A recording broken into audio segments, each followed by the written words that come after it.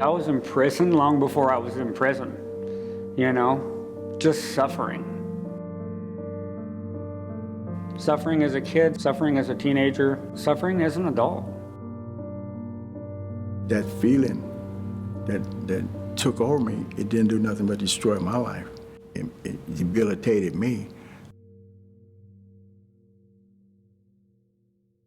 A lot of people confuse shame with guilt.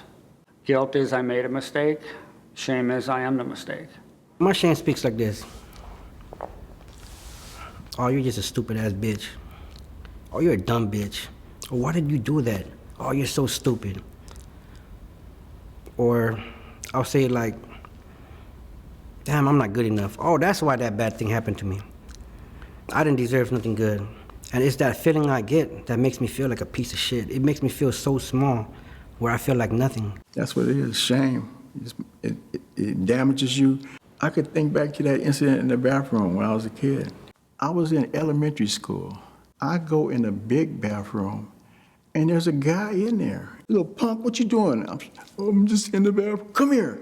So he takes me over to the toilet, and there's a big turd in the toilet. And he says, grab it. I'm like, and he scares me, and I actually grab it. But the thing that made me so ashamed, because I felt like such a coward. How could you make me do something like that? Shame, it's a big burden, a lot to carry. I told no one. It was actually years and years and years and years before I ever told anyone.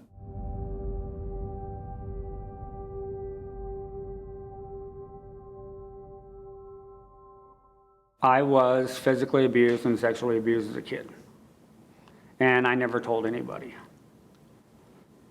I thought it was my fault. I thought there was something I could have done differently, or something was wrong with me. It was a situation when I was younger. I was molested. That's a part of the time, like when I started thinking about it, why I gave up on God. One reason I gave myself an excuse to give up on God. It comes from just the beliefs, my own fears, my own insecurities about how I see myself. That comes from a childhood of pain, and a childhood of coming from a broken home. Things that were said to me, or you don't forget things. I had just about the worst role models that you could have. My dad didn't love me.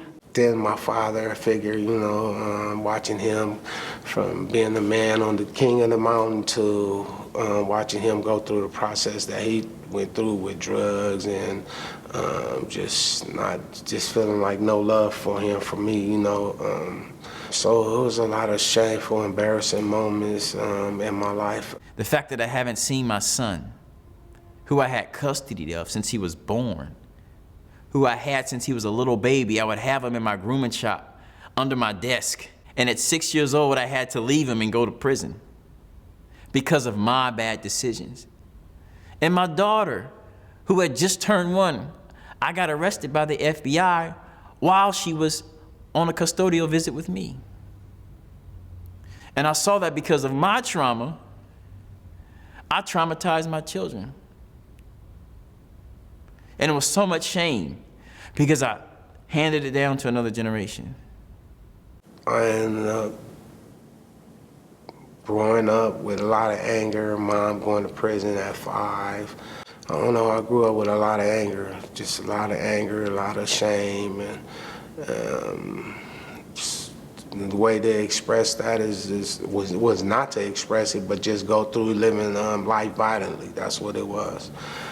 Express it and not caring about myself. I would always do these things to myself, hit myself in the face, even cut myself, because I did it to run away from my emotions. I didn't know how to feel. I didn't know what I was feeling, and I couldn't have it in me.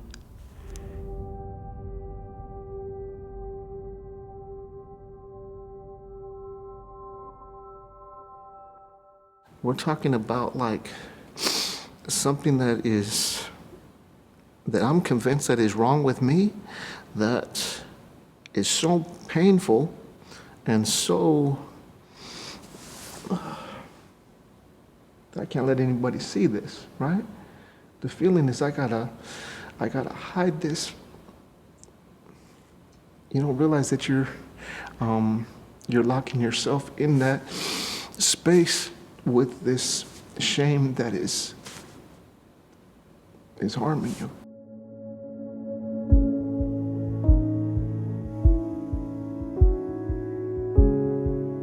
When you're in an environment that is male-dominated, we don't sit around in a group and talk about our feelings. Whatever happened to you as a kid, everybody has stuff, we move past it, that's what we do, stiff upper lip, whatever.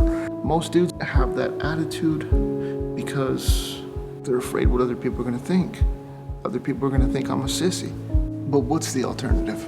What's the alternative of not delving into the source of what's causing me agony, what's influencing my decisions that led me to prison? And the only way that you can address it is to, I guess, examine it at its source and come to the conclusion that it's not true, it's not fair, it's not just, it's not right.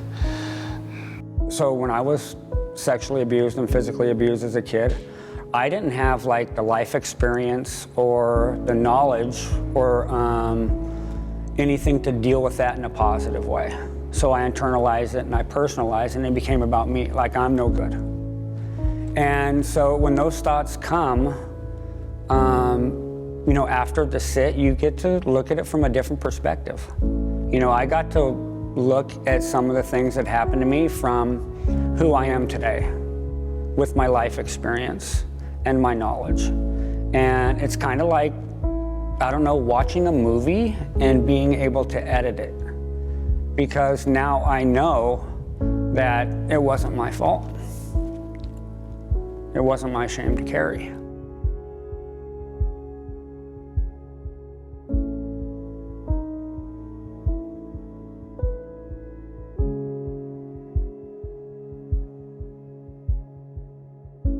It was entering into the silence and analyzing these feelings of rejection, of fear, of hurt, of feeling lonely, of feeling afraid, of feeling violated, of feeling not good enough, not tough enough, not masculine enough.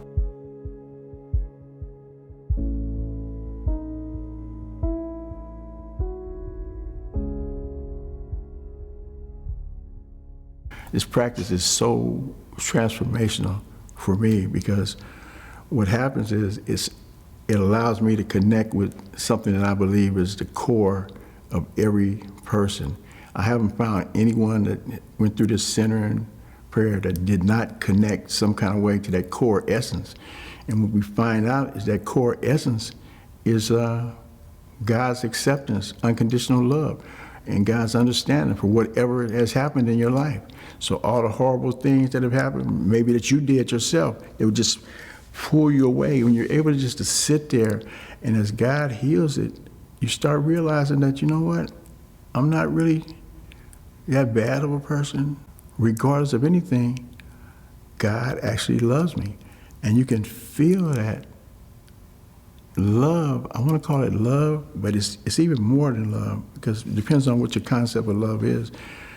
But it's just a feeling of total acceptance and appreciation for you as a being. Just being able to be myself. That's a huge victory because for the majority of my life, I could never be myself. It's a powerful thing to have the courage to be yourself and then give other people that permission, right? That feeling of a total acceptance and appreciation, it does something that heals you. Sitting in centering prayer was confirmation that I don't have to suffer. Yeah, I still have shame, but I don't have to use drugs anymore to cover it up. You know?